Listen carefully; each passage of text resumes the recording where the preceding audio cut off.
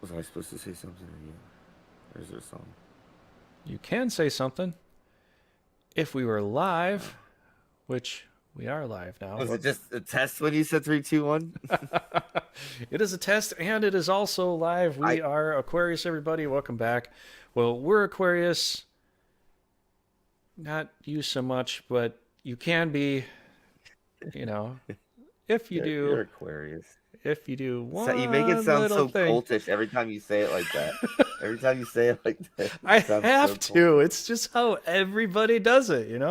Everybody's like, well, you see, you're No, not a part of the group unless you do the group thing. And then I don't know.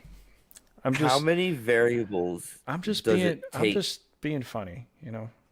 to create a human life on this level of intelligence? Look, I'm not saying we're super intelligent. I'm just saying, isn't it kind of like unique that we have we live in this time when there's food at grocery store, like not everywhere in the world, and that's what's sad. Like not necessarily even sad, but like it's a bit much here anyway. We live in this time where there's so many different kinds of groceries. fruits.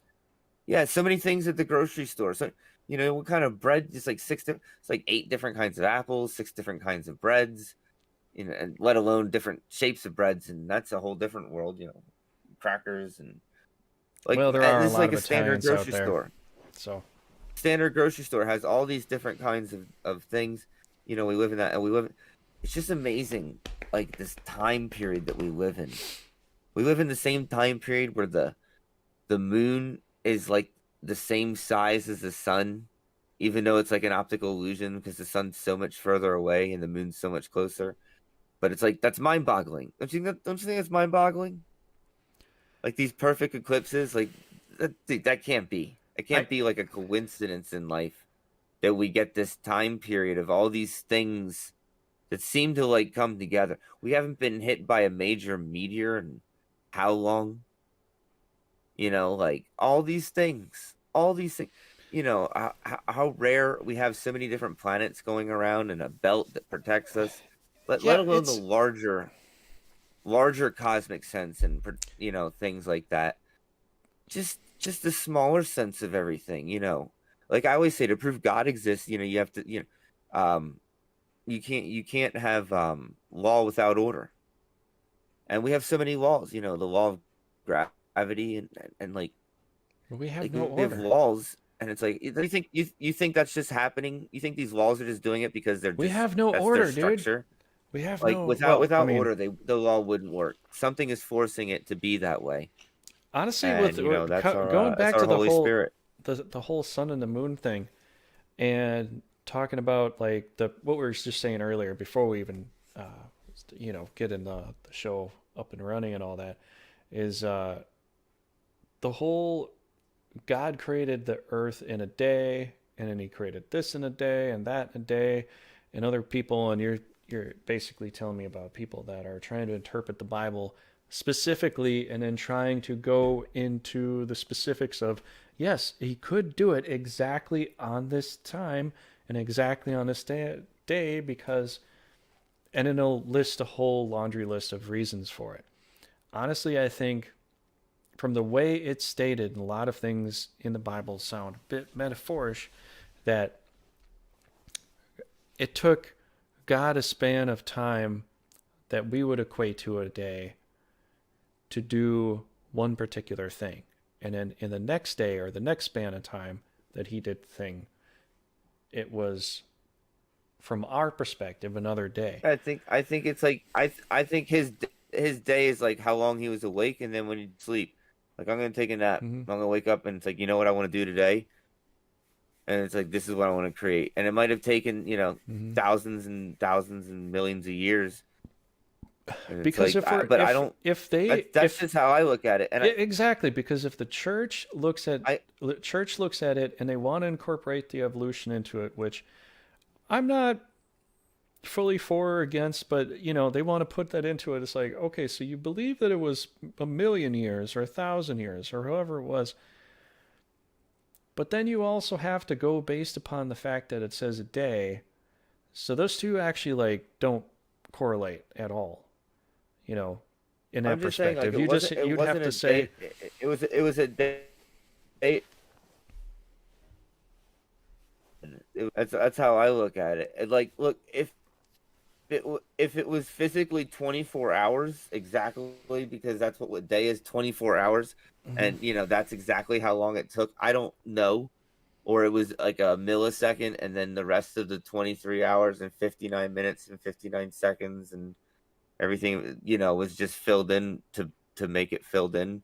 Hmm. I don't begin to like understand it. I just like I don't know. I just don't think it's like it's that important to like So wait, since you have the Bible next to you, be. just read to me each and every segment of that right now. Just the sun and the stars What are are you created in referring a to? day. Like what I was don't have created? that in front of me. Oh, I thought you said you did. I'd have to type it all in. Oh, No, I had Deuteronomy 5 in there, which is the commandments.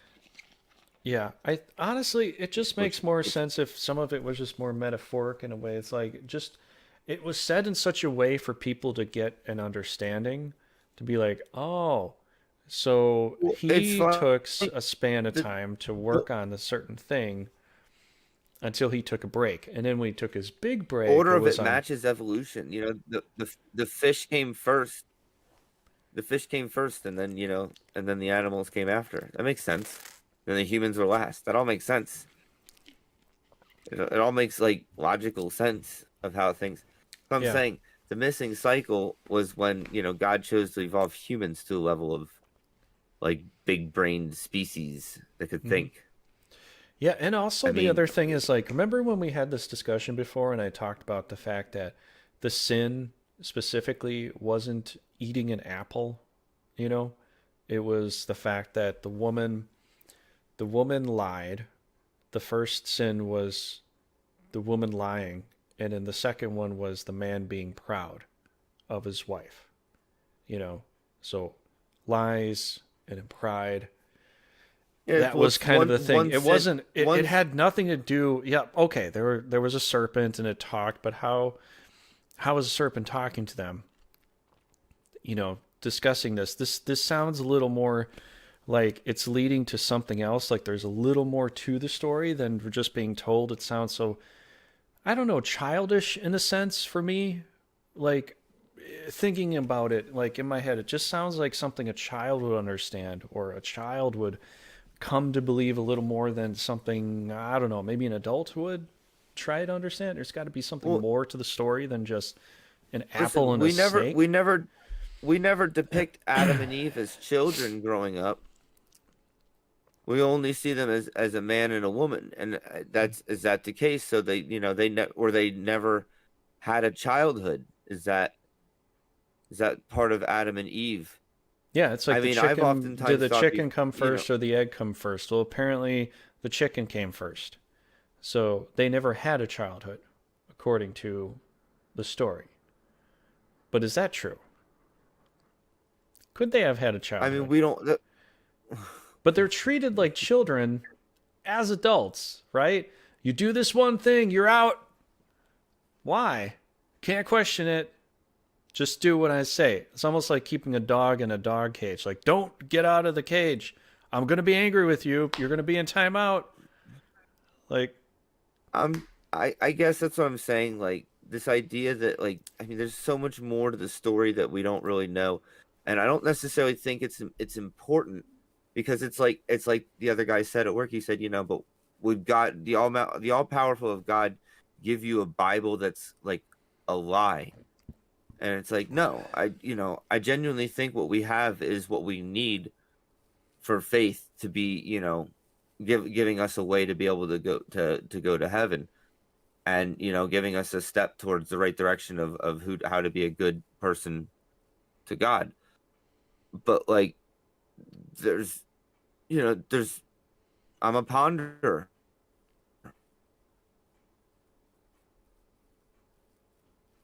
Some I like to ponder, at least hype, make hypothetical conversation. But like what's like I don't know. You think like everybody gets a voice, And it's like, what? Some people's voices are just too stupid. It's interesting. It's interesting. Like, how do we know? God apparently doesn't. He apparently appreciates everybody, Hmm. loves everybody, right? So is what we hate on people and stuff like that. God apparently won't.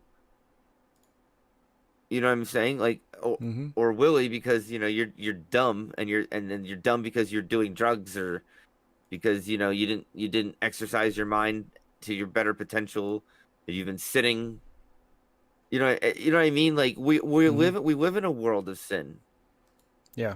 It's like I said before. It's tough for me to want to believe it because it seems too basic, but it's like God is love, and I feel like if you have Mm-hmm. love in your heart, in the end, I think Jesus is going to invite you in because he knows that people with love are going to make the world a better place, and if and he can guide them the right Mm-hmm. message of love. But people with hate in there's nothing you can do with them. It's like, I don't know. You Yeah. try to exit the hate in your heart. I don't want hate. I don't want to hate people. I don't want to make people feel like they're nothing That's why you because you it makes mentioned a me neighbor feel and all better. that beforehand too. With what do you do Right. for What is a neighbor? what is Half your the neighbor? commandments. It's just the person you know, your neighbor, your surrounding people, around you. And so Look, they here's the even thing, said, when we look at what Jesus had to say in the New Testament versus the Old Testament had to say, Jesus said he came to fulfill. So fill means to raise, fulfill means complete. It's being complete.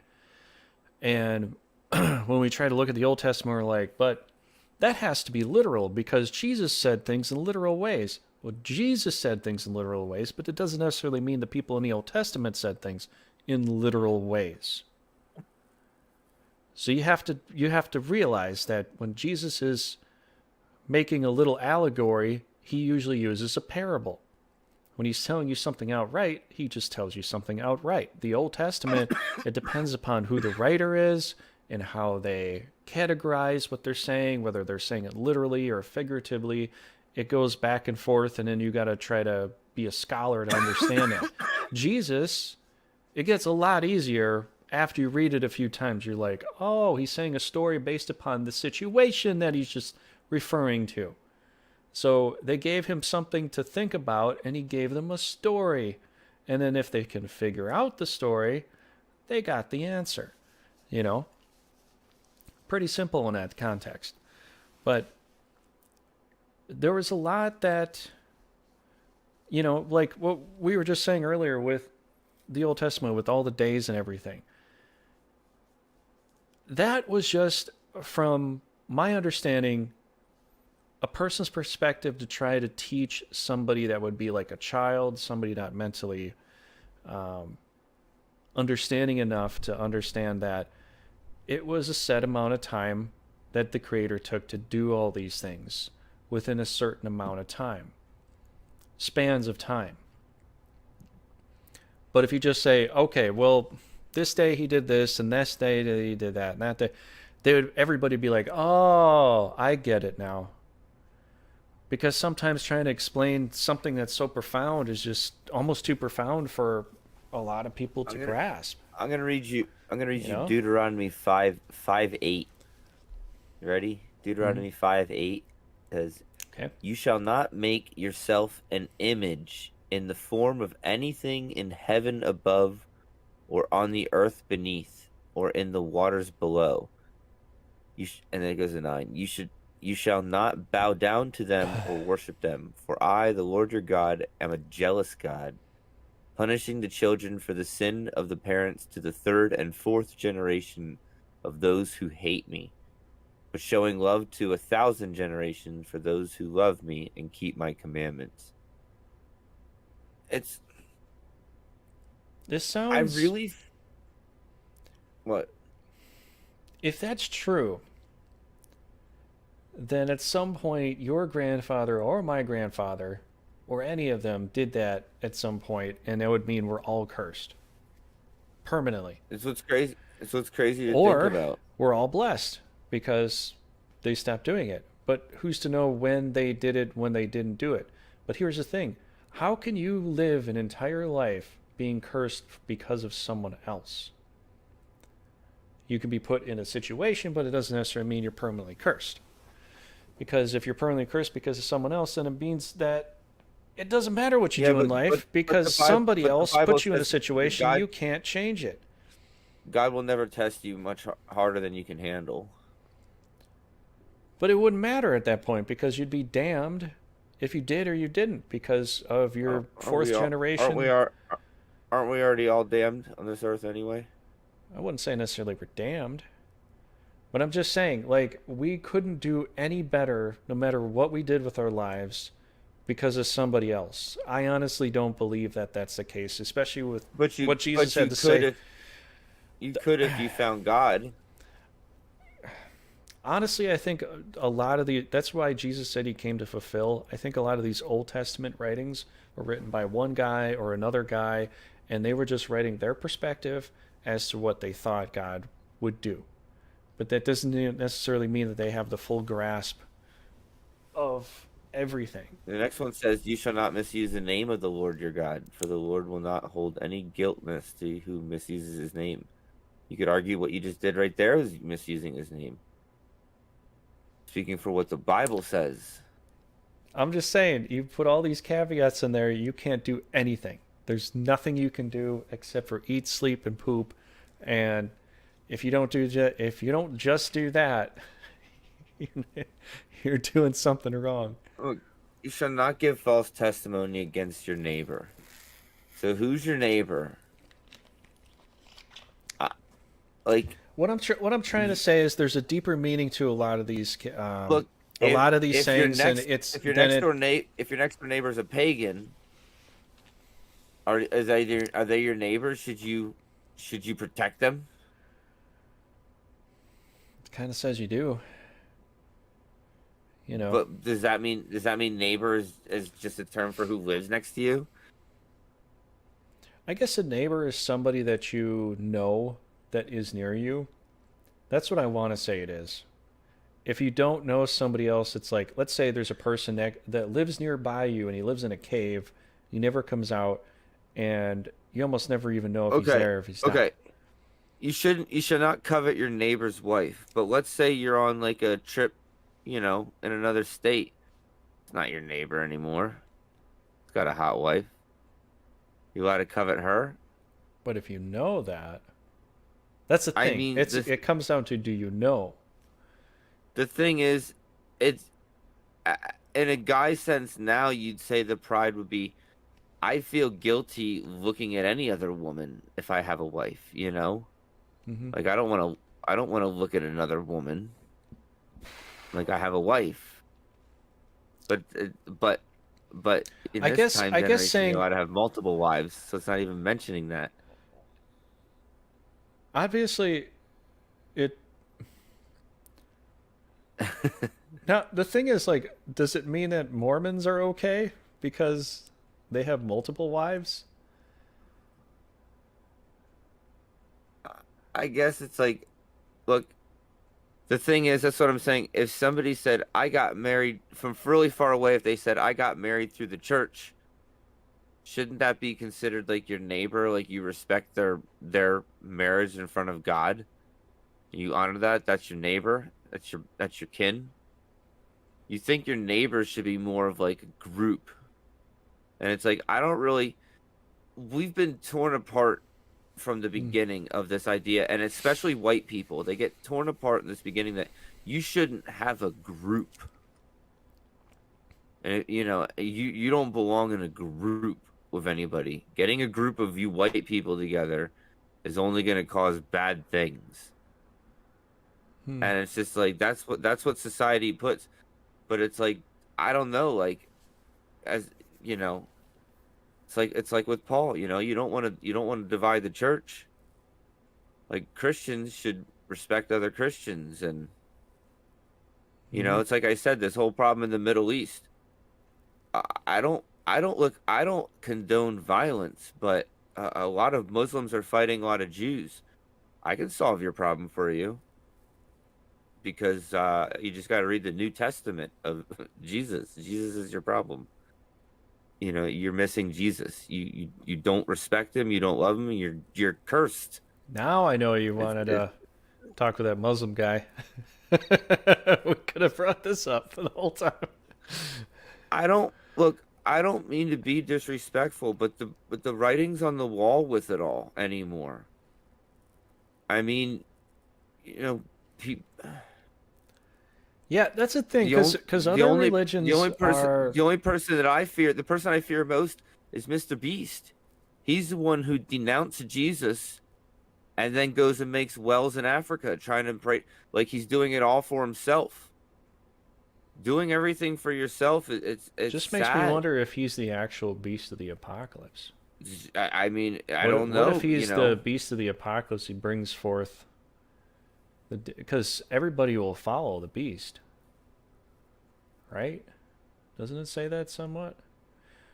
Now, maybe I, some of the apocalypse is more metaphor to realistic, but honestly, a lot of the Old Testament is done in a way to kind of help you understand something like the other. Like, what was that first thing you asked me that's kind of hard to interpret? But with the Leviticus thing, is it? oh, well, you son of a bitch. Like I think it starts at Leviticus 19 and stuff. You know, it just gets all into But like like slavery even and in there too, it says you shall not allow a witch to live. You know, you shall not do these other things, and I mean, some witches have done some nefarious things in the past. I'm not the saying Bible doesn't the Bible doesn't even seem to that you be should against like do. slavery. But uh, again, I don't see the Bible referring to slavery as like a racial slavery or like a kidnapping slavery. It even It's kind of just mentions like slavery. people paying off debt slavery or people, you know, who had no other way of life slavery or, you know, like you say, you know, orphans that are born into poverty that have nowhere else to go slavery. Mhm. It was a different time back then to be able to protect those people and be able to give them a good enough income where they can hopefully be above living on California in a tent. I'm sorry. But you know, I don't know. I I feel like again, it's like with the same thing I was saying with my wife. You know, I don't condone any looking at another woman is like wrong. We live in a monogamy world now. I can't have multiple wives. So if you look at another woman, it's like that's wrong. That's wrong. You should feel guilty doing that. You know, doesn't Yeah. matter. Even if it's like a glance, doesn't matter. You know, so like it's the same thing. You know, you want to eat late at night. You're guilty. You should feel guilty doing that. You know Yeah. what were we just talking about? What you were saying was I'm just saying, like, trying to interpret some of this stuff in the Old Testament. It's like, that's why I go with what, Jesus would talk about with what he's trying to say. It's like he the read a ten lot. He read the enough that ten he could interpret it a little bit Ten better. Commandments doesn't say anything about not kidnapping people and stuff like that. It's very strange.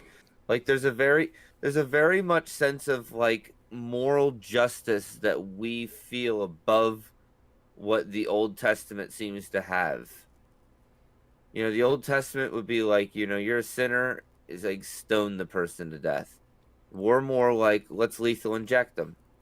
But You know, the let's thing is with the Old Testament is what they would do and what people try to. Did you just fall asleep? no. Just like a bonk. You were just out.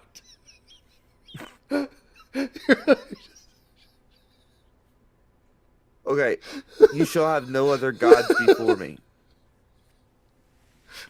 What qualifies as a god?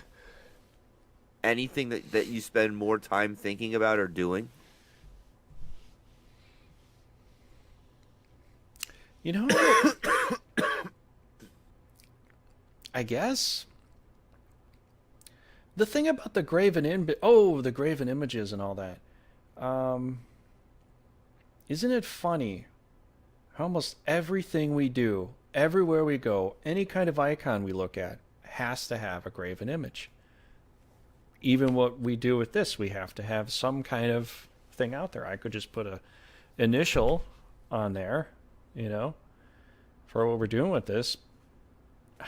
But it doesn't matter. No matter what you do, you have to have something there. Um, there's a few things that when when Jesus was talking about stuff, there's a few things that still kind of confuse me. You know, when he says, if you think about a woman impurely, you're sinning. You know, it's almost like committing the act itself, right? But then when the people wanted to stone the woman that was a prostitute, he drew the line, and he's like, any one of, or he was drawing in a sand. I think he just drew in the sand. He might have been drawing a symbol or a word or something like that. But he said, any one of you that hasn't sinned, cast the first stone. So he was kind of letting her go, just on the idea that they sinned also. But when it comes to the other thing, it's like if you just thought about it, you did wrong. So in one sense, she kind of gets off. In the other sense, like,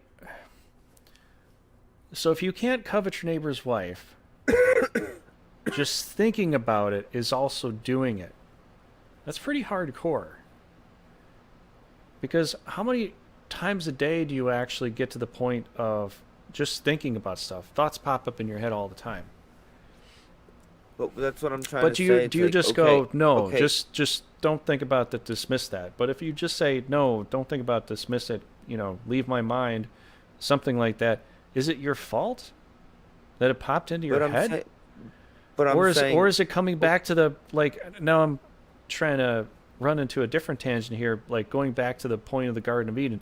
A snake tempted me. A snake tempted you? Like, whose fault is it now? Is it your fault for thinking of it? Or is it something else? Is it... Because I know that Jesus constantly reminded them that they were, the Sadducees, I think. The Sadducees, maybe the Pharisees, but probably, I think it's mostly the Sadducees. Their father was the devil. Or the person that they were following, the people that were contesting Jesus, he was saying that their father was the devil. Was there a deeper meaning to this than I've really been able to see? I mean, in that sense, because trying to interpret like what God's meaning is, what he's trying to say, it just makes me think like there's something behind the scenes that we haven't really put together yet. Like there's a lot there that Jesus did that like kind of built it up into a good idea, instead of like in the past when they were contesting each other, like, well, this scripture says this. Oh yeah, but this other scripture says this. Oh yeah, but this other scripture says this. And they went back and forth throwing scriptures at each other, trying to argue who's right. But when Jesus got there, he's like, all right, here you go. Put them together, made it work. But what was the behind the scenes Wizard of Oz that was running it? Like, what was the thing that they were trying to find? Do you know what I'm saying? To try to really get to the meaning of it, was there a real demon or a snake or devil behind the scenes that Jesus was trying to expose? Or was he just trying to expose that their psyches would kind of go lean towards this way? That's my point. Was it an actual force, or was it just the ability of our consciousness to run down the wrong path.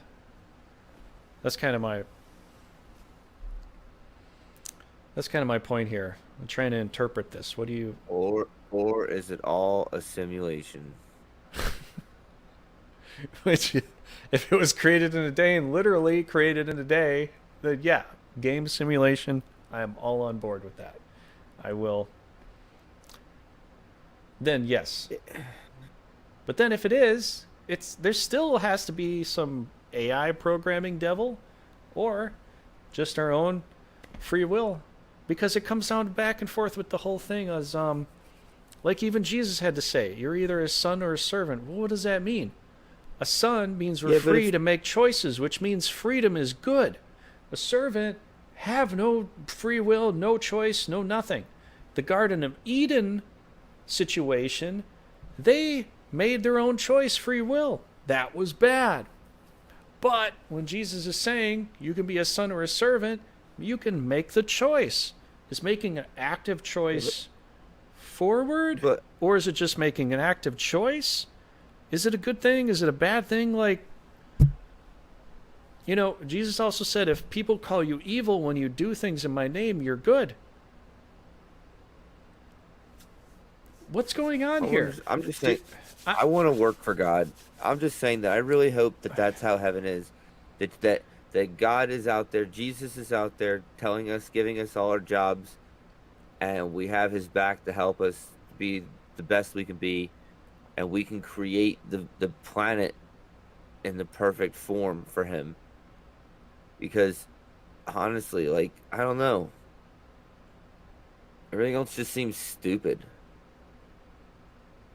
Like what is, look, it's like I said. That's what I'm trying to get. That's what I'm trying to get. Are we purposely supposed to live a confused life?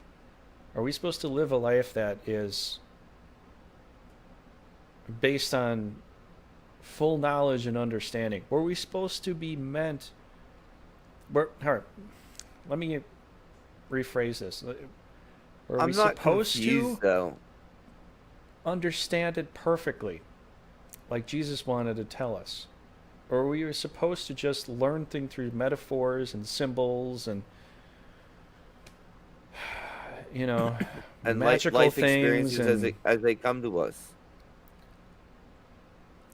Life experiences, they come to us. Some things I guess just really don't matter. The one thing that I don't understand that happened in the New Testament, but I kind of do understand, but I don't understand it, is why all the miracles to let us believe that we can all do that, or we're going to do greater things than these. What greater things can we do than just an absolute, show of force miracle where we just multiply fishes and we cure people wherever they are, and yeah, but I think it's collective too. It's not raise people from the dead. You can't assume that it's not collective. Like these little tricks. Like when we make the world, like you guys are all going to do greater stuff than this. Trust me. I mean, is it an afterlife statement? Because it makes me think this is an afterlife statement. In the afterlife, we will be doing these things. Listen. If you believe in eternity, really is eternity, afterlife doesn't really mean anything. I guess so. You start now to be a good person, and if you truly believe you're going to continue being that good. I realize now, is God so obsessed with generations and so obsessed with, you can see that he really has a thing with time and all that. Mm-hmm. I don't think we're going to lose who we are in heaven. I think that he doesn't just wipe away this sin and suddenly we're a completely different person. I think that he exposes our sin in a way that makes us have to really choose. And if we choose a sin over what we really need, like, we're back where we started. And I think it's harder than it looks. I think that a lot of people think that, like, of course I choose Jesus. But when you get up there, you're like, yeah, but that's in heaven too, right, Jesus? And it's like, no, that's not in heaven. It's not like that in heaven. Like, it's not like that in my earth. You don't have that. That's part of your sin. and you realize that it's like, oh, I kind of like that though. I how am I gonna live in a life without that? And it's like before you realize that you've denied him and you're not going. And I Hmm. think that's part of it. It's like, you get up there, you think like, okay, I'm ready for it. And then it's like, no television. And it's like, yeah, but like community, it's like it's like you have super cool telepathic powers then. It's like, no, we just, and it's like you realize like, oh, I don't know. It's like everything's communicated through Jesus. So you tell him everything and he'll tell everybody Hmm. else everything else. There's secrets throughout Jesus. You have an impure thought going through Jesus, and Jesus will let that guy's wife know, and that guy's wife, and that guy. Guess Jesus, guess who thought you were? it's going to be called Jesuphone.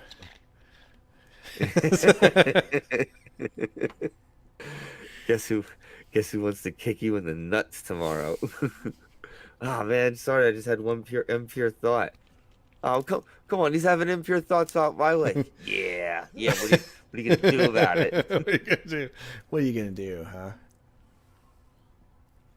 I think about it. It's weird, like, uh, you know, can can we amount to be that pure? Like, if you want to really, I guess, like Jesus would know to be that good of a person, you know, to be that amazing of a person, to be that perfect, Hmm. to be able to. It's not just do miracles, but just to be able to keep keep the mentality, the sheer willpower of such a strong person. Maybe what Jesus meant when he said that was that you'll be able to do great things without having to do a single miracle. You don't have to do any miracles at all. But all these other things you can do are so great that you don't even have to prove yourself. Not like this. Wouldn't that be better to not have any powers and to have the ability to help people without a single power at all?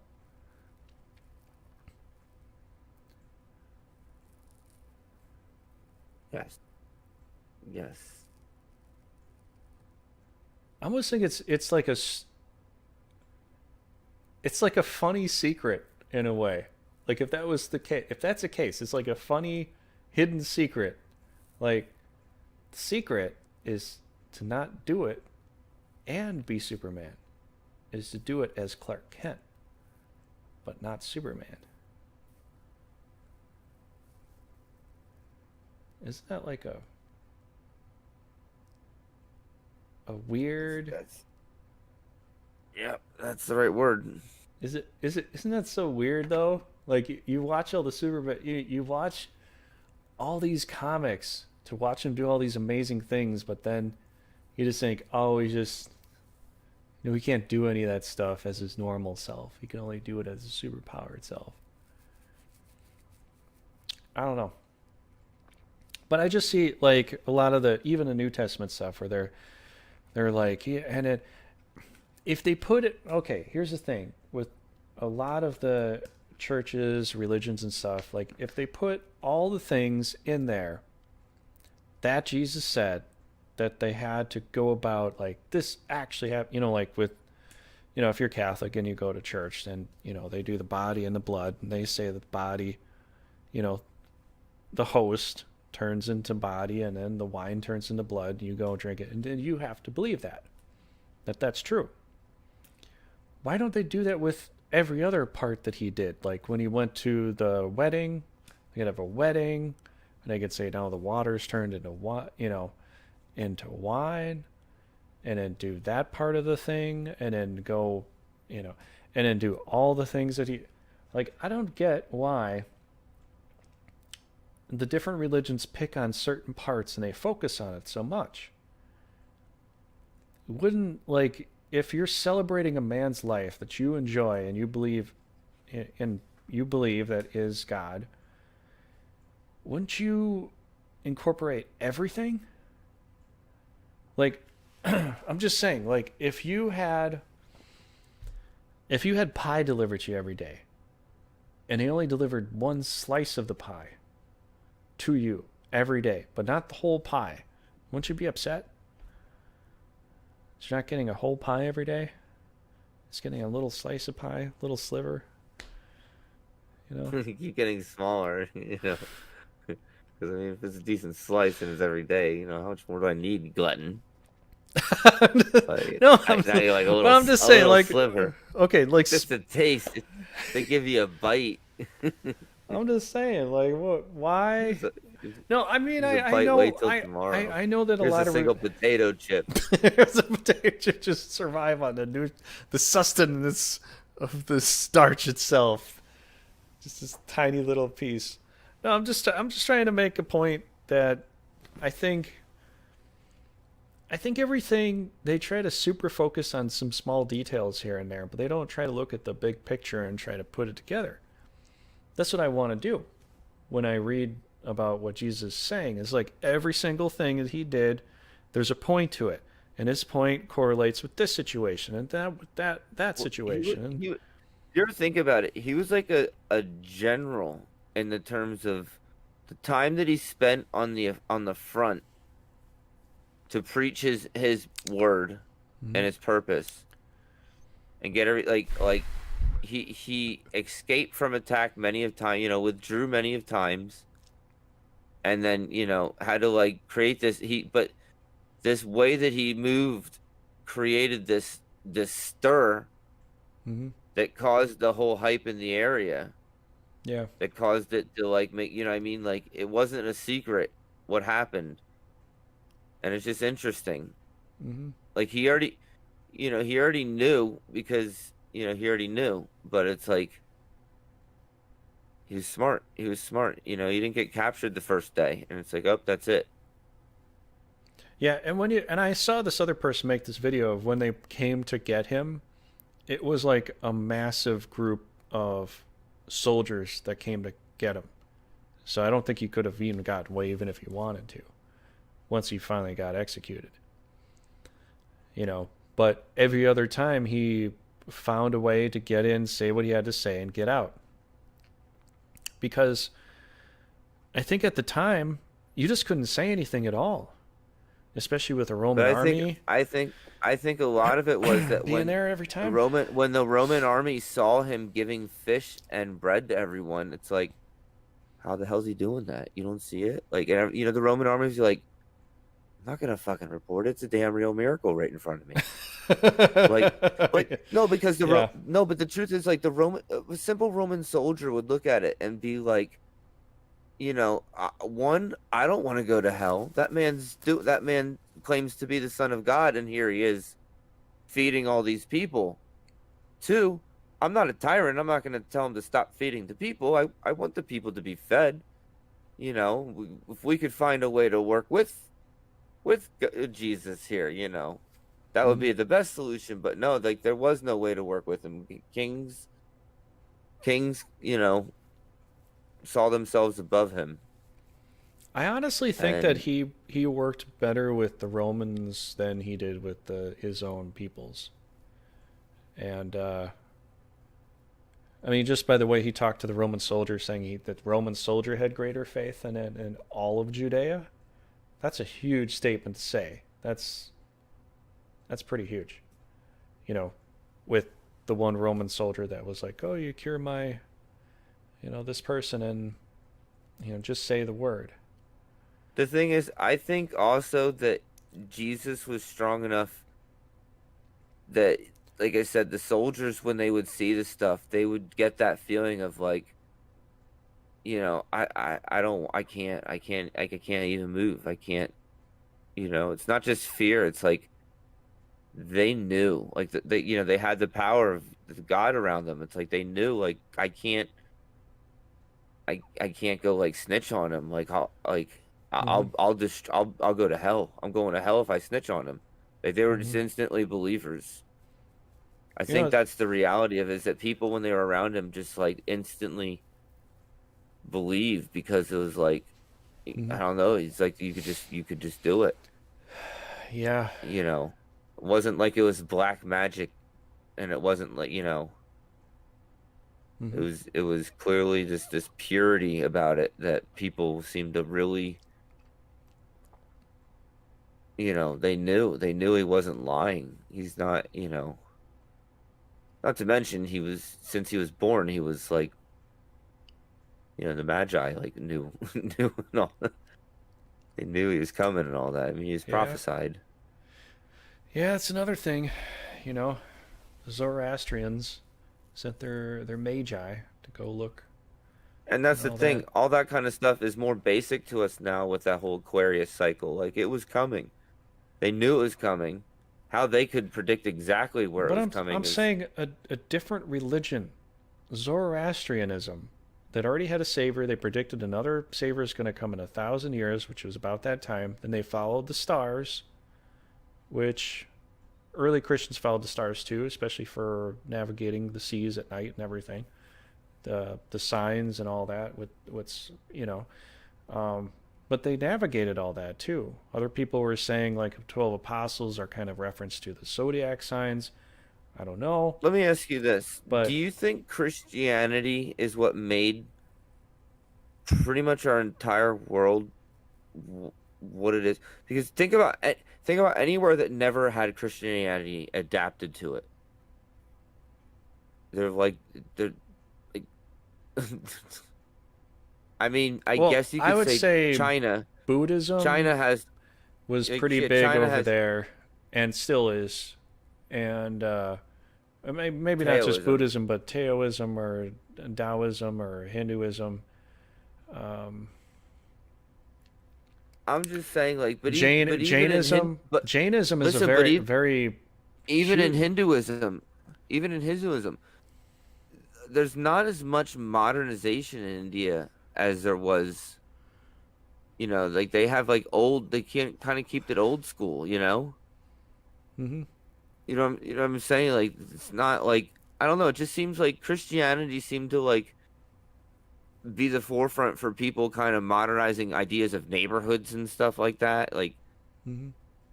Like I know there was neighborhoods before. I'm not saying it was never like Christianity invented neighborhoods. I'm just saying it seemed like Christianity, this developed idea that like be good to your neighbor, and it's like, oh, he's a fellow Christian. Like we should probably get along. Like he's probably good to his neighbor. Like I'm good to my neighbor. And when you have a Honestly, like community, with what it Jesus it was doing, it was incorporating everybody. So it wasn't just like Catholics or Protestants or these other things. Jesus, right off the bat, was incorporating everybody. So when he was talking about his neighbor, even his enemies. Like, yeah, he was incorporating everybody, and it took away the bondage of you have to be in this religion. It wasn't like just your uh, Jewish neighbor. It was just neighbor, just general. So I mean, from what I understand of it, and that being the case, it's just throwing away the whole concept of and so if you do that and you accept them, they kind of have to accept you. If they don't, like Jesus said, just walk away. You know, just walk away from it. But if they accept you and they let you in their home, be there and spend time with them.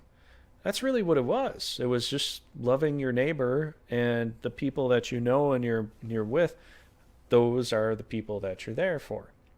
I mean, it's like the rules of golf. When you have a divot, you make a divot in the grass, you fix your divot, and then you fix another divot.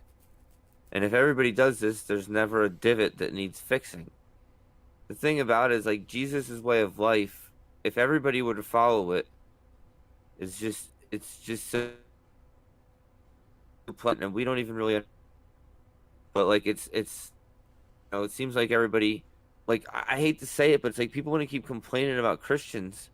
Christians always see every time I'm around like bunch of group of Christians that they're always happy with each other, hearing each other out. Even if there's a difference, they're like, well, yeah, they're passive on their anger and Hmm. they're welcoming to almost anybody. You don't really typically find these like Christians that are like, no, I don't. They're every church I swear I've gone to, they're always like, We're very casual. You can dress however you want. Like that's how Christian churches always are, you know. They just want to welcome you in the door. Get in the door. Like, come on. Like we just want to preach to you about Jesus' word. I just want to That's make like the way that they are. one caveat though. If you go to a Latin mass, which I went to one Latin mass about 4 months ago, and the priest was like, we're supposed to be dressing up for this, and he kind of looked at me because I didn't know that people were still doing that, and it was too hot to do anything like. I just wasn't gonna dress up to the gills, on a 80, 90-degree day. But I mean, that is one that is one exception. Anything that wasn't Latin mass, no. But yeah, I get it. I mean, honestly, I think you should dress up a little bit when you're going to church. At least look, all right, look nice. I mean, don't go in like a wife beater and pair of shorts or something. I don't think that would look too presentable. You go how you want God to see you. You go how you want God to see you. Yeah. But I think you should try to look somewhat put together, in a sense, like some nice clothes, when you're coming but like if you have a God's job house, or you better got look presentable. like you got to go to work or something like that, it makes sense. But I don't know. I probably shouldn't be the expert on how you should dress going to there. Honestly, I think a lot of people think you're going there because you're going to meet God. But I think really it should be flipped around. You're going there so you can meet other people that want to understand God. Because honestly, if he's not here talking to us all the time and we're sitting there doing these rituals, A lot of them look at even more simple than that. I think if God, they just want to. I'm just saying, if I was God and I would be looking down on the situation and be like, thank you for staring at me for an hour, but why don't you talk to each other and get to know each other?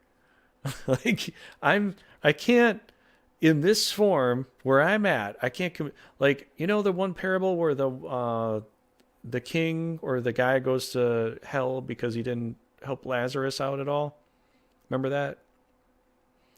He couldn't, Yes. he couldn't tell his sons as a ghost to communicate, hey, live better life, otherwise this will happen to you.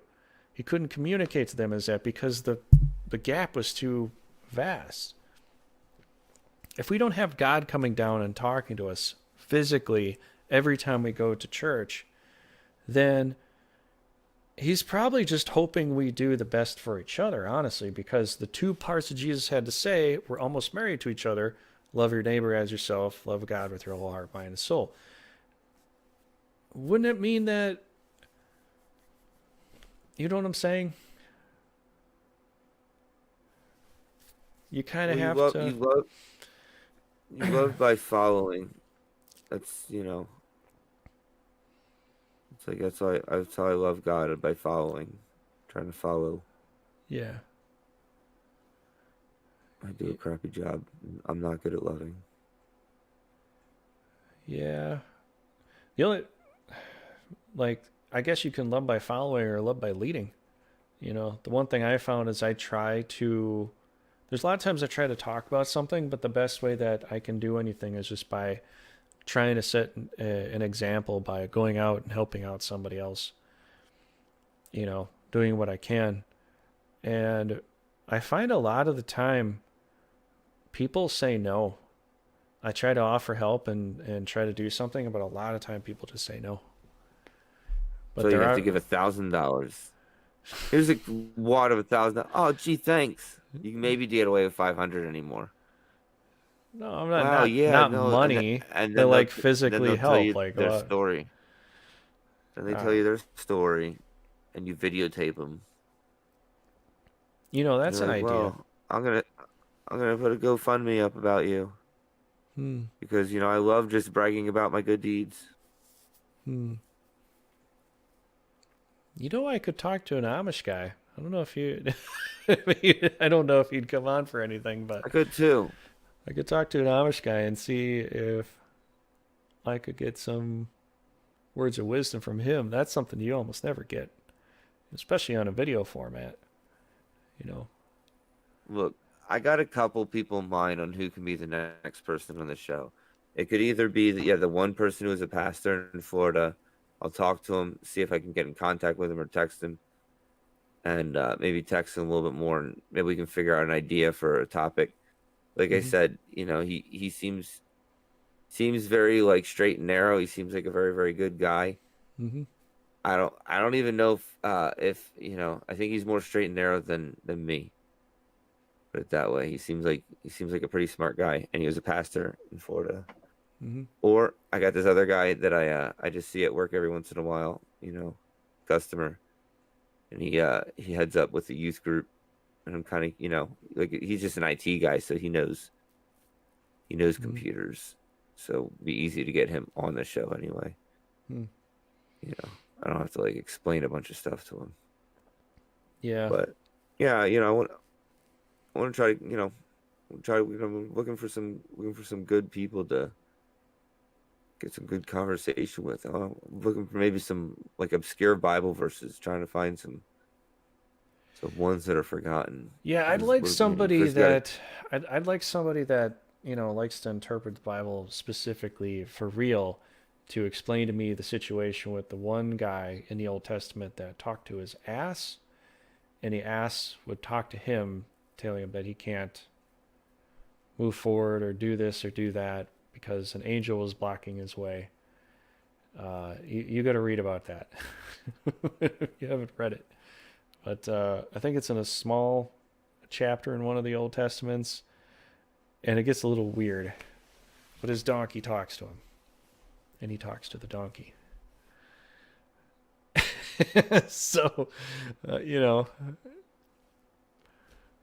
just saying, there's a lot of weird stuff in there. And that's a hard thing too, because most people come to stuff like this because they haven't been able to read the Old Testament. Everybody ends up thinking, well, if I want to know about Jesus, I got to start at the Old Testament and I got to go from there. Or some people are just sticklers about it. It's like, well, got to start a book at the beginning. And then you go through the Old Testament, and then once you get to Leviticus, then you're just like, Leviticus and Deuteronomy, you're like, yeah, I'm kind of done. I'll just put it on a shelf for a while and I'll come back later, because some of it gets into, I think, what is it, Leviticus or Deuteronomy? They go into the building of the temple and the whys and the hows as to why it was built and why it had to I be just got this. done a bunch of chronological dates. Then the stories that I already knew exactly what was going to happen anyway. That's cool, I guess. Yeah. Now, dang, there's more like rules and a lot of commands, man. I didn't And know it was then gonna be like this. Damn, I feel like crap about myself. and then you get so bored, you're just like, someday I'll pick it back up, and then you just skip ahead a whole bunch of chapters, and you're just like, where's the good stuff, Because it's just Mhm. stories that are written in time from different people. Judges. Yeah, and judges Jeez. judges can be kind of fun sometimes, but it's pretty ruthless, you know? Because then you realize, like, we didn't know what God wanted to do, so we flipped a coin, and we went with the decision. And literally, that's exactly what they did. They flipped a tablet, and the tablet said yes or no, and they would make their decisions based upon that. And the judges and the prophets would be like, okay, let's do it. So they went without any real full decision makers, and yeah, that's why I say when Jesus had to come back, and he went through a lot of that, and he interpreted a lot of it. It's like what he said made sense, you know. So it's like going back to read the whole Old Testament again and again. It just, to me, it doesn't make sense when somebody else went back to interpret it and they made sense. So yeah, you don't really. Well, I can't say you don't really have to read the Old Testament. I think you probably should, just as a point of reference, or just to know that you did. But It's just that, there's no way there's no way in like in all honesty that if you were born into like this idea that you're gonna be the son of the God, this direct son of God, you were born into it. Everybody knew it from the start. There's already this story that you were, you know, didn't even weren't even born by your dad. Like your mom just incarnated a baby on her own. You got this like crazy He's like, whoa, how situation. am I pregnant? I don't know. Like You know? let's just ignore the fact that probably God talks directly with you and there's a whole let's like I'm just trying to say like that you faked it. Like let's say Jesus was fake. Obviously I don't believe that, but I'm saying this idea that throughout his entire life that he went along with it, like nobody does that. Nobody even does that. If he was like at that point, you know, he would have rebelled, be like, dude, I'm not doing that. But no, he goes and knows the Bible like perfectly, you know, goes and finds a crew of people that you know seem to have this walk with them of goodness that are the right people to be able to Yeah. you know what I'm saying. Yeah, I I mean, it mean, would be come on, you something think like, Mom, I'm sure my dad is out there somewhere, but you're telling me an angel said no and I'm just supposed to do all no, this stuff? It's you're like, telling me you're telling me the greatest story ever written that also has documentation that it was a true person. I'm supposed to believe that it's fake. and Oh, other he was people just be like, acting. no, He there was were no acting. references from anywhere else. Like, yeah, there were Roman people, Roman generals and historians and other historians that Look, documented the Dylan Christians, Mulvaney. and not just the Christians. Some of them would talk about Jesus Christ himself. Listen, I'm just saying, if Dylan other Mulvaney's people a that committed weren't, actor. what I'm trying to say is, if there are other people that were not Christians documenting Christians at the time, then that further continues the Right, understanding of right. the true All story all these were the that true it is. Christians. All these were the truest of Christians too that he got in his team. That's what I'm saying. Dylan Mulvaney, you know, is super committed to his role. You know, I mean, he really went all out there for his role. He wasn't always like this, but he saw an opportunity, it took off, and now he keeps doing it. He's committed, but he ain't chopping off his dick. All right, Wait. Jesus, you think he? Oh, you're talking. Oh, jeez. I was like, where are we going down I, this road here? Like, why I'm do we go saying, from I'm Jesus to saying this guy? Dylan Mulvaney talked the big talk, like you know, and he's willing to lie to everybody for the fame. He's willing to play such a role, right? But he's not going to chop off his dick, and that's because Oh, the I transgender want my thing. dick. I want my dick. You really think that Jesus, this guy who was put into this life, never chose to rebel, chose to actually double down and learn the Bible, knowing now what's going to happen, that he's going to be fucking killed? You think why would anybody do that unless they truly were the fucking son of God? Like, you know what I mean? Why would anybody want that life? You knew what you're going to be doing Even if you knew, your entire time. let let's say somehow you knew. Like, okay, I want to make a an allegory or a metaphor, probably an allegory. But let's say you were born as a noble son, but you didn't know that until sometime later. And then you come to find out, and you come to find out that there's people plotting to kill that family that you are a part of, and you don't want to get in the drama. You already have your life kind of established.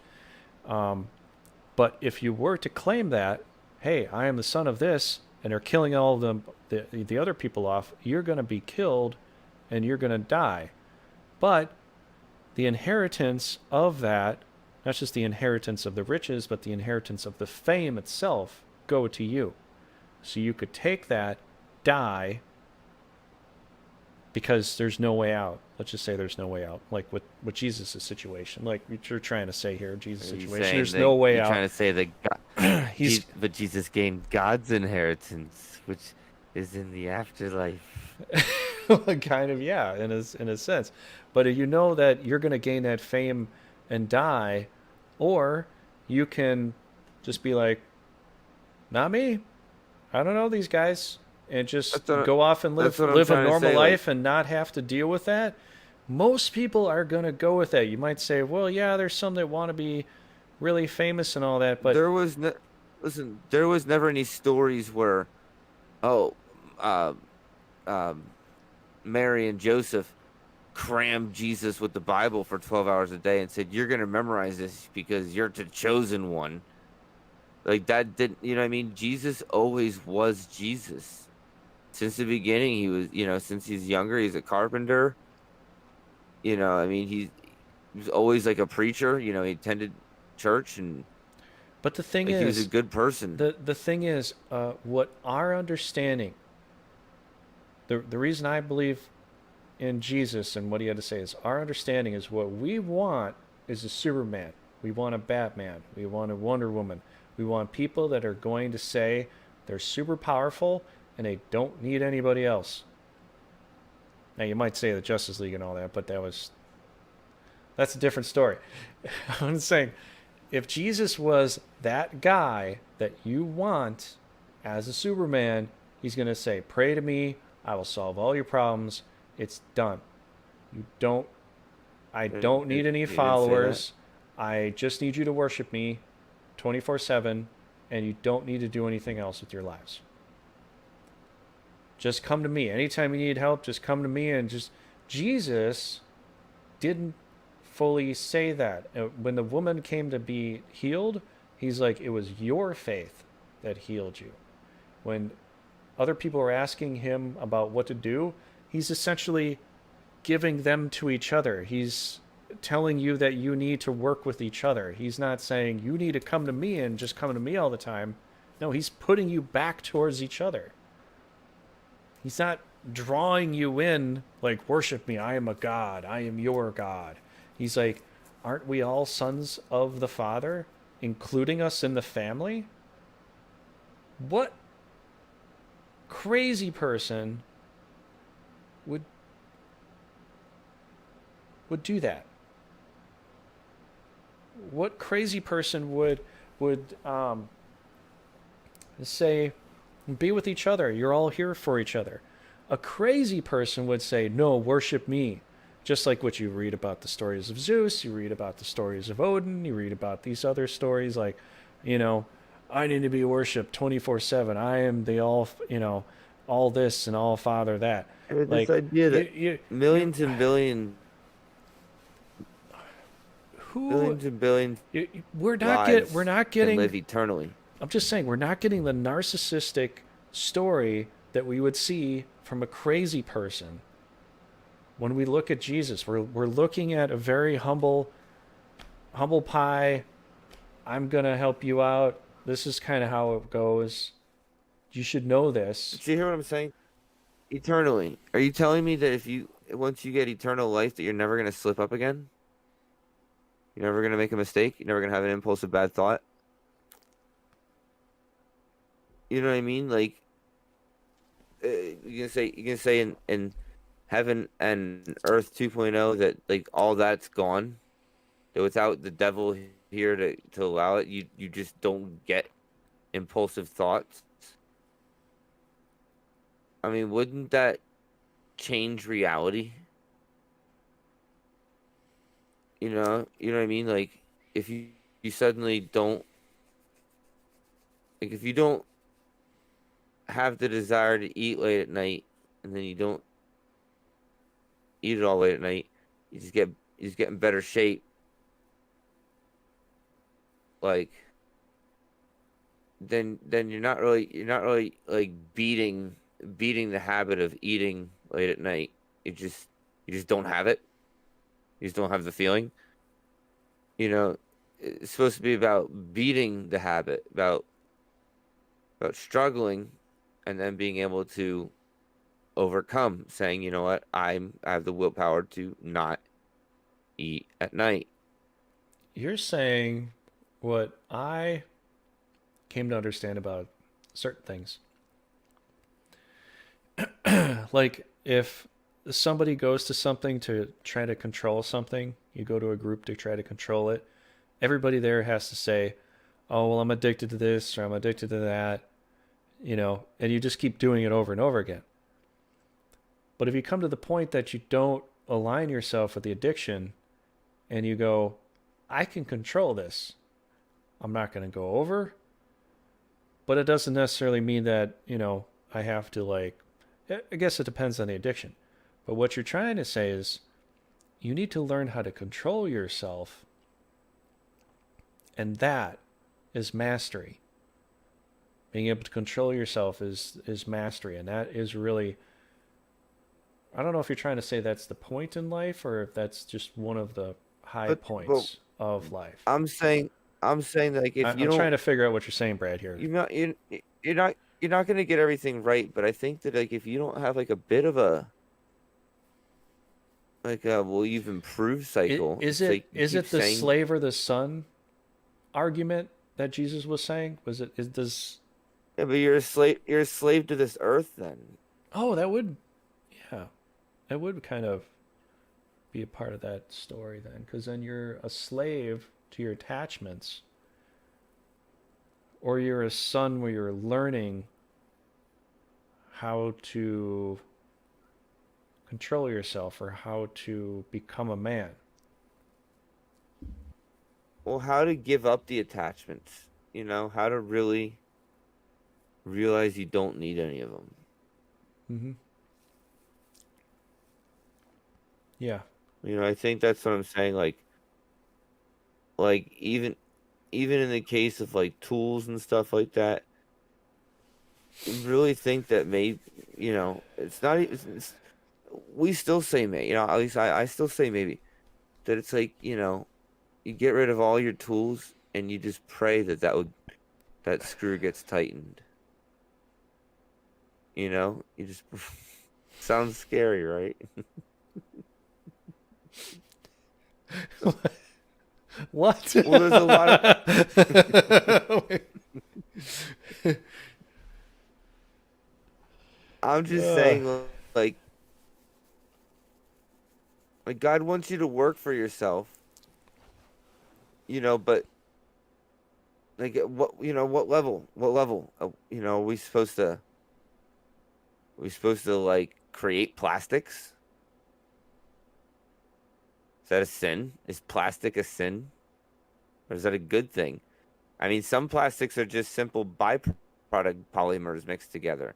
They're not even. It's maybe we're not supposed necessarily. to It's like have some plastic, turning two. some glass, some wood, some paper.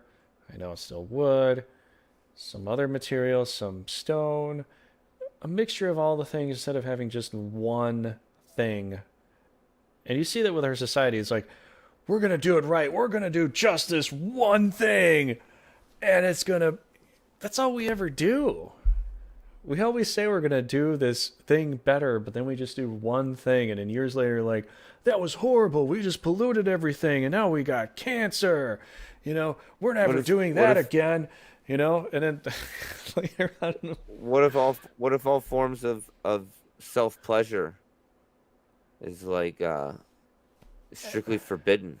and you see how it's going to be, just like I told you in the past, like all this overindulgence with all the porn and all the sex stuff that's going on here, and you Yeah, but see it's I'm talking about so, in the afterlife. I'm just saying it's so, well, I'm just You saying gonna for here accept it's so that? You just gonna accept that? You gonna have to accept that? You just gonna give up? I don't know Like, where oh, when what. I get to heaven, I'll give up. Oh yeah, yeah. I don't got, I got a choice right now. But that's a whole, do you get to repeat life in your mind in a way? Do you get to redo it again to try to relive a life to be without it, so you come to a point that you don't care about it? Is hell the afterlife of Groundhog Day? You just keep reliving the I'm day just saying, over and over again until you figure it out. if you have a sin now, what makes you think that you won't have a sin in the afterlife? Maybe the fact Look, is like what this is a middle ground, you know? the devil didn't shove the fruit down Eve's throat. Eve chose to eat it. after the devil tempted her. That inkling, like, you don't think that Eve at one point in time said, I want to eat that fruit. But I know I sometimes it can't. I makes you know I wonder, can't. I can't. what if she just lied about the whole situation? It was just a lie. Well, Oh, but a snake made me told me it'd be okay. What snake? The talking snake, I'm dummy. removing your. I'm removing your Okay. legs. What did I do? You were the close. You were the You're the one closest that did. creature around. So God did I didn't something wrong say to it. anything to her. No. Well, the thing is, if he removed the legs, the snake wasn't a snake. It was a dragon or an alligator. Something like that. It wasn't a I'm snake. I'm just I'm just trying to say that the devil, look, there's sin in this world, and the devil can push you through it. But the bottom line is, it's not like if the devil's out of the picture, you're not going to still feel that sin. The devil doesn't cause every. The devil's But not that's the thing. the That's the reason for thing. every one of your Everybody bad says thoughts. the devil made me do it. Is the devil just you? A part of you? The shadow side of you? The shadow aspect of you? No, They say devil I made me think do it. there's a real. So I you think could there's go the real back to devil. the Eve argument and say she just said the devil made me do it. And then God was like, "What?" And Adam was like, "She said it. I'm standing by her. What you going to do?" You know? like I'm saying not everything is the devil. I'm saying that's what I'm trying to say. Not every time you commit a sin was the devil behind luring you to do it more. Sometimes you do your own choices. You think about it, you weigh the options, you're like, I'm gonna choose to sin. And that's the reality of it. And it's like, you know, it, it's not the devil. The devil didn't have to tempt you. Is the You know, devil the devil the is the devil devil a metaphor for the Kundalini snake that goes up and you got all the chakras? The snake that I coils don't up I your don't think so. body? Because some other people even say like the tree of knowledge is your brain. The brain looks like a tree branch in a way. What if that's a part of the case? We get into like the symbols and then all that. What if it wasn't a tree? It was an idea that rose up within her, and maybe the story is so convoluted that it really is just symbology towards some other stuff. It's not even really that. I mean, honestly, from my perspective of looking at it from, I don't know if I should say a literary Well, how context, do you but know the Garden of Eden isn't inside some kind of like realm of it all? It's like imagination land of it all. maybe it's I in know a what you dream. mean. Maybe That's what it's I'm in a trying to dream say. world. Maybe it's in a dream world in that sense. But I'm saying from a literary perspective, I want to say literary perspective. I think I'm using that terminology right, but it just sounds like this first sin that happened was a lie, was lying about the situation, and then pride with the woman. And so there were two different punishments, but in a way, working until you die as a man doesn't really feel like a punishment. It just working feels good. So I'm trying to understand the perspective of that. Still haven't fully grasped that perspective yet. But the whole thing, it just makes more sense if it comes down to what is said in the as far as the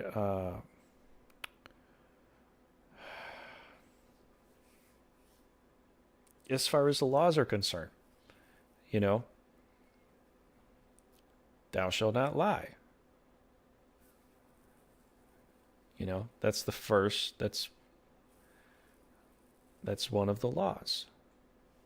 Lying was the first thing. How does... Because here's the thing. If the devil made her do it, why wasn't the devil punished more than Adam and Eve? Why were Adam and Eve, That's what I'm trying if to. that was true, and they were duped into believing that because they were duped, right? The story tells us they were duped, essentially. Why were they punished But at all? but that's the They other thing shouldn't be too. punished at all. But If that's the that's other thing true, too. they should not be punished The at all. snake. You want to go with this idea like, okay, the snake, and I get it, like, okay, the snake, but it wasn't just the snake. Lucifer, who was like one of God's top angels, chose the snake as like to become the snake as the one to tempt him. Like it was always Lucifer. The snake had nothing to do with it. Well, then it's the context of the story that I think things were left out. It was they probably should have said, "Oh, Lucifer and a snake, they shouldn't be trusted. Don't listen to them." And then he came in later on and he's like, "Oh, you can do whatever you want to do." And they're like, "Well, we decided to listen to the guy that you said not to listen to."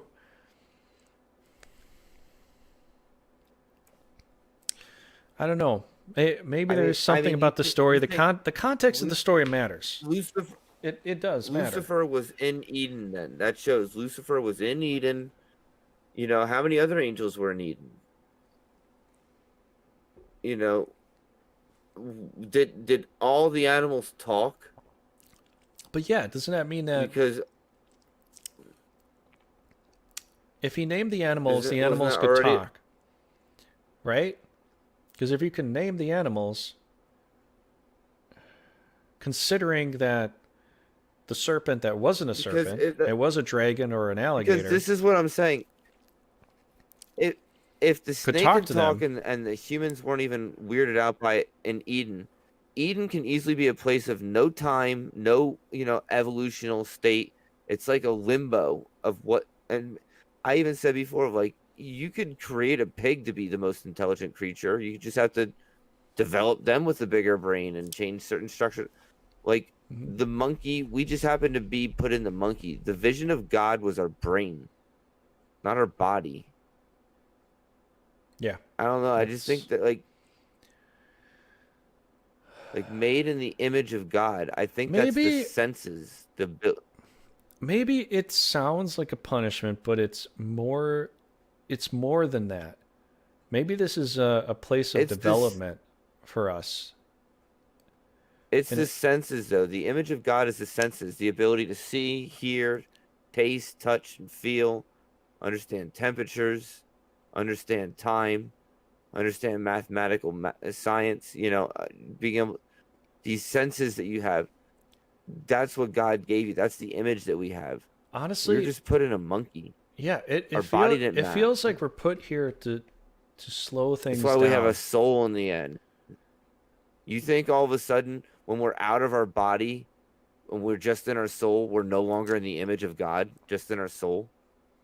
Like, Maybe that's I what don't. I think you're actually making sense with the graven image thing. Don't put things down in a graven image because the image that you draw here is not the actual image. It's like things in your mirror may appear closer than they seem. it's it's not what you think. It's something else. But maybe that's why. Yeah, maybe that's why Jesus had such a problem with certain aspects of the temple.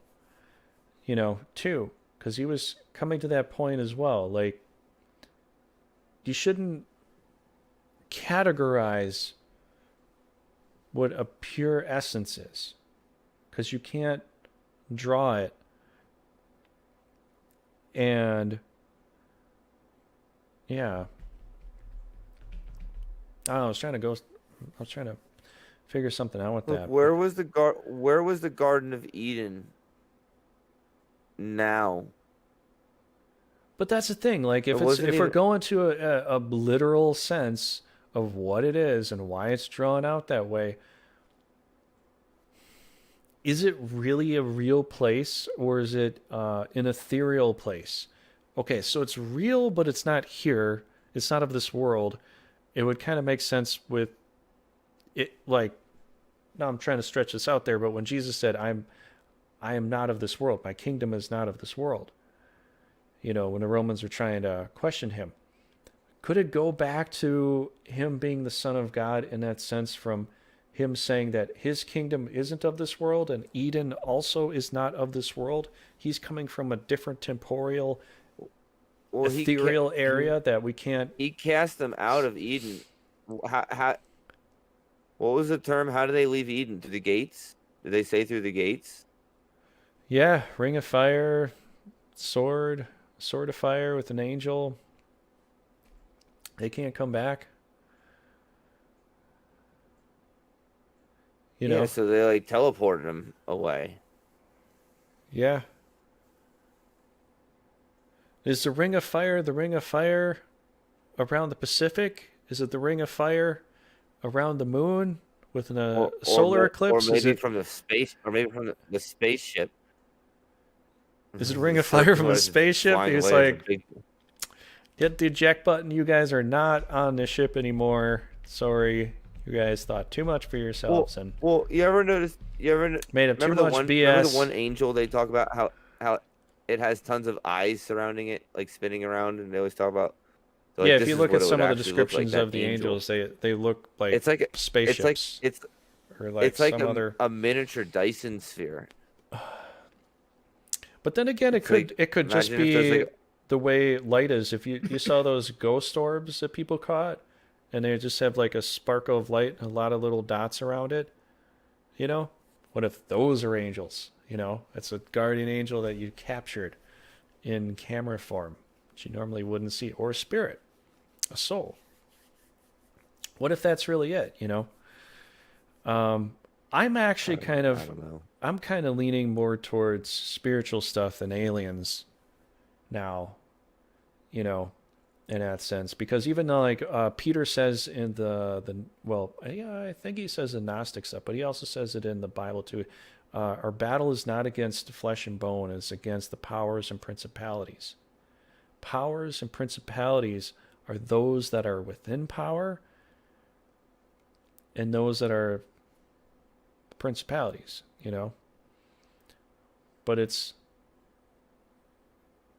more of a, not just the authority of the world, but the things that keep certain functioning aspects going in the wrong direction. But it had a really big, deep meaning to it, and it's kind of hard to bring it all out. Well, that's what the devil's done. He's created us to completely be in the wrong direction of everything. We're completely wrong. And for us to look at the world and so that's why, when I see other people say like, we live in an upside down world. Whatever's bad is seen to be good.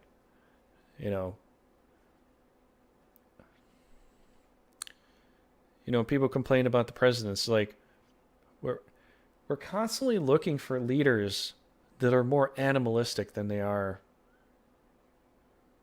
a true man. I mean, look at what happened with Jesus. He came to talk about all the stuff that he wanted to talk about to help us out, and they ended up killing him. No, they start out as a true man, and then as you get to know them, you realize they're more animalistic. Yeah. I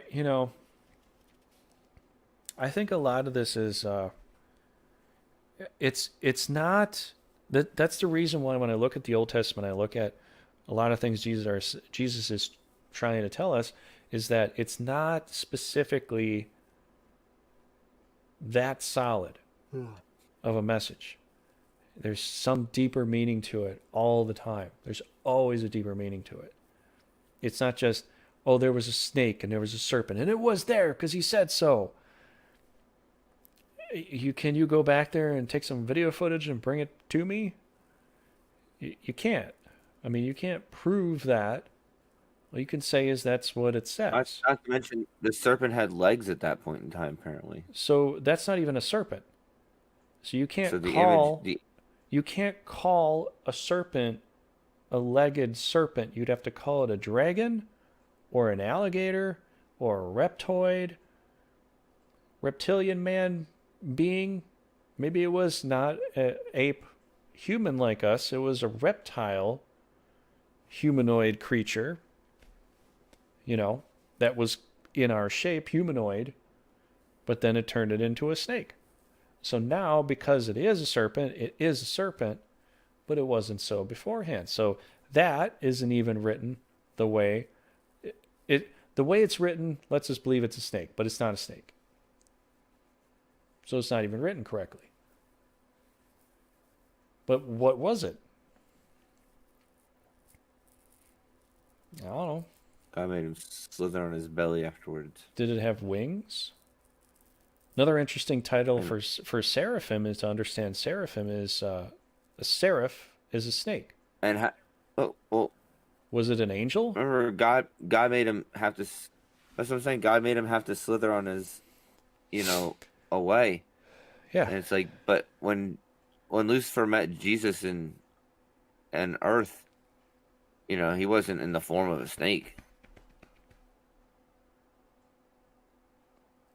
You know, Does it it's not like he's describe what he cursed looks to be like? a snake now.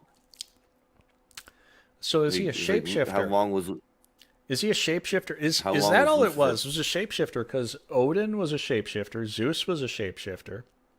A lot of these old gods are shapeshifters. Were some of these higher spirits just shapeshifters?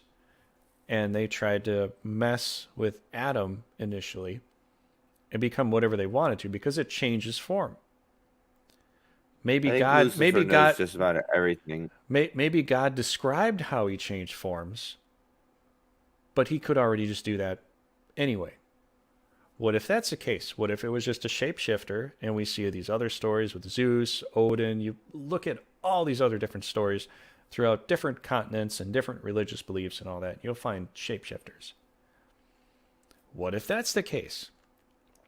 What if what's written down isn't exactly to an understanding, and these shapeshifters or the shapeshifter is the devil, you know? It's just that you have to realize that in the story of Christianity, like, we're never the main character. God loves us, Jesus loves us, but like we're never the main character. You're never like suddenly the king. Maybe maybe with eternity, that's the whole point. Is that once you learn how to be as how good as Jesus, then like he'll be like, look, I'm gonna grant you your own, you know, universe as how do of just like what you get. You know, you get granted your own world where you're the god suddenly, and you know you have the ability to manipulate. You know, well, obviously you understand how to But then you'll manipulate get other things. people to argue with you and be like, no, that's. He never said anything like that. You're not going to have anything like that. What is heaven? You just go up in outer space? Well, You go up into this dreamlike heaven's always form? What heaven's is only heaven? temporary. You know, what is heaven? You know, you'll be with me today in paradise. Or how What is paradise? long? All right, all right. What is heaven? But heaven doesn't last forever. Eventually, we come back. Jesus is the commander, and we're remaking Earth. So it's Are like, we okay, though? so Is what is everybody? the what is Or the is it just perfect some people? yeah? What is the perfect vision of Earth? I my guess You is know, those that want to come back and that have tried hard enough to help build Earth up in a humble pie kind of way.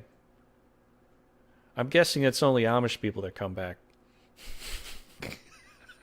I don't know who comes back, but I I don't know, man. Like some of these are the questions that you'd and this is what people argue each other over, and this is where you get people to fight over this kind of stuff. But it's like you're trying to fight over who's holier than thou. I mean, come on. How are you so presumptuous that you know so well? You know? I don't know. I'm just saying, like, trying to interpret some of these things and trying to go into how hardcore you have to, like, interpret the story where this specific, like, you know, reading Eden word for word to know that it looks exactly like this. You can't you can't tell me that and then not show me that. Not to sound like you have to prove it, but if you're trying to describe something to other people that are never going to see or never going to see now, you have to word it as such. You know what I'm saying?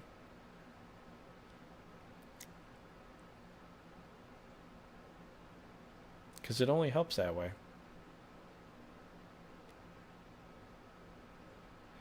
Yeah, man.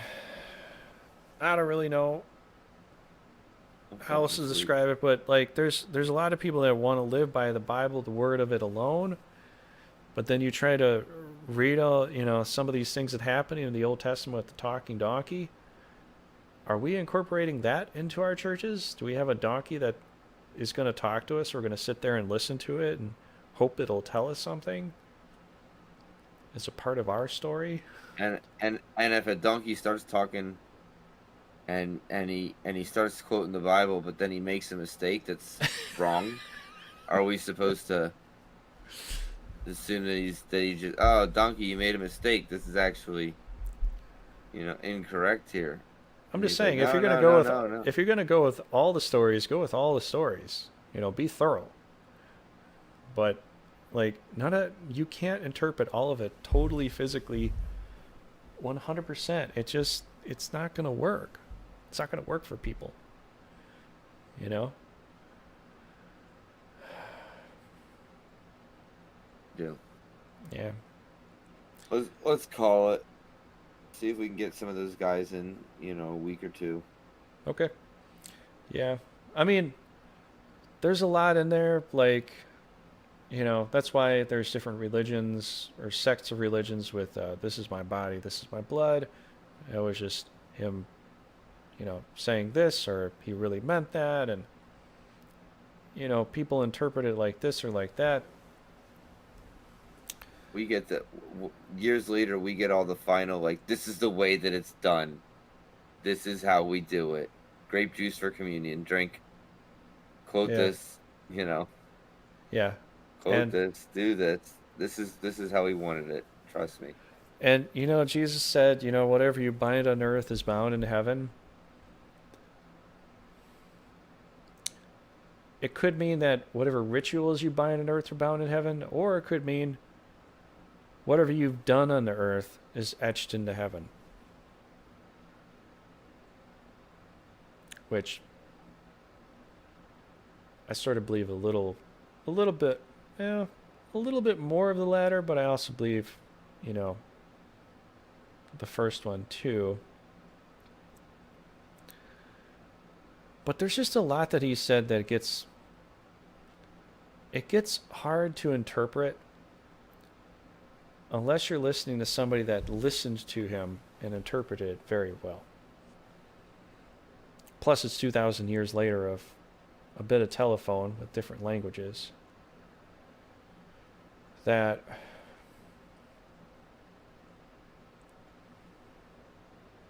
yeah, it's not easy. Oh, Yeah, life in man. general, you mean?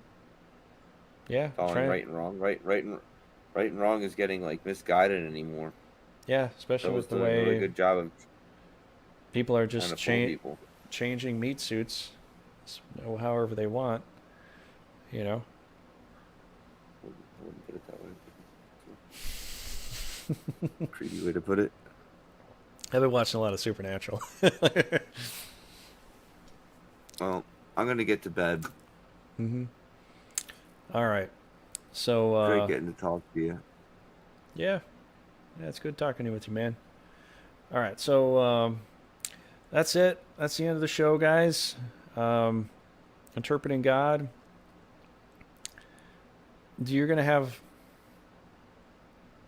a lot of different religions coming up with a lot of different interpretations. This is why we have so many different religions, because a lot of people interpret things a lot differently. Yeah. Same thing, different text. All I can say is, read what New Testament Jesus had to say. Just if you want to be a Christian, that's what I would recommend. Specifically. All right. Good night, Yeah, everybody. probably right. Thanks I for agree. watching. Good night.